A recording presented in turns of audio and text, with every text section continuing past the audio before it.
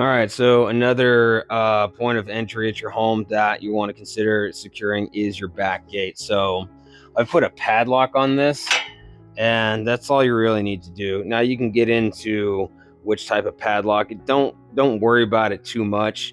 That's a pack lock. They're a little bit better security than say like your master locks or something like that.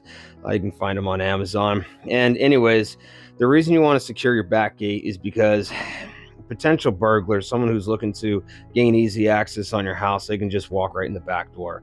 I think it's like 20, almost 25% of most burglaries happen through the back door. And one of the main reasons is because people leave their back door unlocked.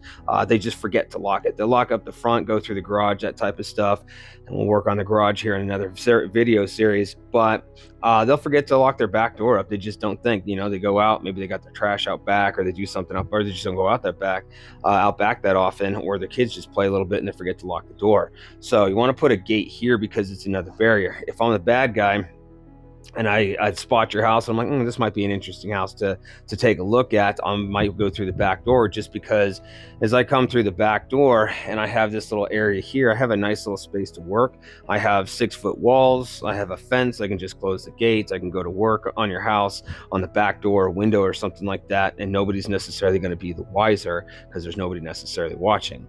Now, one advantage that I do have is I live in a neighborhood where all of my neighbors have 2-story houses, and a couple of my neighbors work from home, or they work graveyard shifts to where they work overnight and they sleep during the day, or they're up or home during the day. So that can create a problem in its own for the would-be burglar, because you never know who's watching, who's out. Like, my neighbors behind me, they can see in my backyard as I can see in their backyard. Point is in a 2-story neighborhood, the housing, if you live in a 2-story neighborhood, that can actually help out a little bit if you have some neighbors that are home.